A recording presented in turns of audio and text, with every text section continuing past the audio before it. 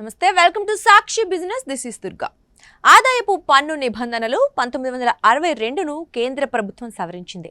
కొత్త ఆదాయపు పన్ను చట్టం 2025, కొత్త ఆదాయపు పన్ను నియమావళి 2026 వచ్చే నెల ఏప్రిల్ 1 నుంచి అమల్లోకి వస్తున్నాయి. ఆదాయపు పన్ను చెల్లింపుల్లో పారదర్శకత తీసుకువచ్చేలా కీలక మార్పులు చేశారు. ఈ క్రమంలో బ్యాంకులు, ఆర్థిక సంస్థలకు కీలక ఆదేశాలందాయి. దీంతో బ్యాంకులు, ఫైనాన్స్ సంస్థలు తమ ఖాతాదారుల నుంచి కొత్త నిబంధనలకు అనుగుణంగా అదనపు వివరాలు సేకరించే పనిలో నిమగ్నమయ్యాయి. కొత్త రూల్స్ బ్యాంకులు తమ ఆర్థిక డేటాను నివేదించే విధానాన్ని ప్రభావితం చేస్తున్నాయి. ప్రధానంగా విదేశాల్లోని ట్యాక్స్ పేయర్లతో ముడిపడి ఉన్న అకౌంట్ల విషయంలో పారదర్శకత పెంచనుంది. ఇదే సమయంలో భారత్లోని ట్యాక్స్ పేయర్లు, ఖాతాదారులు పలు విషయాలపై అవగాహన కలిగి ఉండాలి. బ్యాంకులు ప్రస్తుతం తమ ఖాతాదారులకు సంబంధించిన అదనపు సమాచారాన్ని సేకరించాల్సి ఉంటుంది. ఇందులో ఖాతాదారులు సెల్ఫ్ డిక్లరేషన్ సమర్పించడం, జాయింట్ అకౌంట్ ఉంటే ఎంతమంది నిర్వహిస్తున్నారు అనే వివరాలను తీసుకోవాలి. అకౌంట్లు కొత్తవి, పాతవిగా వర్గీకరించాలి. కంపెనీలు లేదా ట్రస్ట్ ఖాతాలను నియంత్రించే వ్యక్తుల వివరాలు గుర్తించి అందించాలి.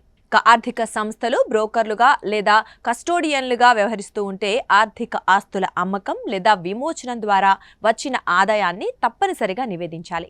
మనీ లాండరింగ్ నిరోధక చట్టానికి అనుగుణంగా ముఖ్యంగా పాత అకౌంట్లను అప్డేట్ చేసేటప్పుడు ట్యాక్స్ పేయర్ల గుర్తింపు సంఖ్య, పుట్టిన తేదీ వంటి వివరాలను సేకరించాల్సి ఉంటుంది.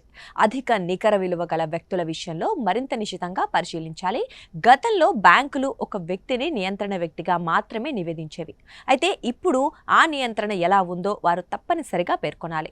ఇది ఆఫ్ షోర్ ట్రస్ట్లు, ఫ్యామిలీ ఆఫీసుల వంటి క్లిష్టమైన నిర్మాణాలను బహిర్గతం చేస్తోంది. దీంతో సంపన్న యాజమాన్య విషయంలో పారదర్శకతను పెంచాయి. ఈ కొత్త రూల్స్ సాధారణ ఖాతాదారులపైన ప్రభావం చూపిస్తున్నాయి.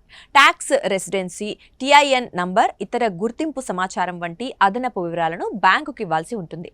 ఈ కొత్త మార్పులు జాయింట్ అకౌంట్లు, డిజిటల్ ఆస్తులతో సహా మీ ఆర్థిక కార్యకలాపాల విజిబిలిటీని పెంచుతాయి. ఇది కఠినమైన పన్ను పర్యవేక్షణకు దారితీస్తుందని చెప్తున్నారు. కొత్త రూల్స్లో క్రిప్టో ఆస్తులు కూడా ఆర్థిక నివేదికలో భాగంగా చేర్చారు. క్రిప్టో కరెన్సీలు, డెరివేటివ్లు లేదా డిజిటల్ ఆస్తుల్లో పెట్టుబడులను ట్రాక్ చేయాల్సి ఉంటుంది. క్రిప్టో ట్రాన్సాక్షన్లు ఇప్పటికే ఒక ప్రత్యేక ఫ్రేమ్వర్క్ కింద నివేదించి ఉన్నట్లయితే బ్యాంకులు వాటిని మళ్లీ నివేదించాల్సిన అవసరం ఉండదు. పన్ను ఎగవేతను నిరోధించడమే లక్ష్యంగా ఉన్న FATCA, CRS వంటి ప్రపంచ ప్రమాణాలకు అనుగుణంగా ఈ కొత్త రూల్స్ రూపొందించారు. ఇక డిజిటల్ ఆస్తులు సరిహద్దులు దాటి జరిగే పెట్టుబడులు పెరగడంతో ప్రభుత్వ ఆర్థిక కార్యకలాపాలను మరింత మెరుగ్గా, పారదర్శకంగా పర్యవేక్షించాలని కేంద్రం భావిస్తోంది. సాక్షి టీవీ ప్రసారాలను నిలిపివేయడం చట్టరీత్యా నేరం. సాక్షి టీవీ ప్రసారాల కోసం మీ స్థానిక కేబుల్ ఆపరేటర్ను వెంటనే సంప్రదించండి. DTHలో, ఇంటర్నెట్లో కూడా సాక్షి టీవీ ప్రసారాలను వీక్షించవచ్చు.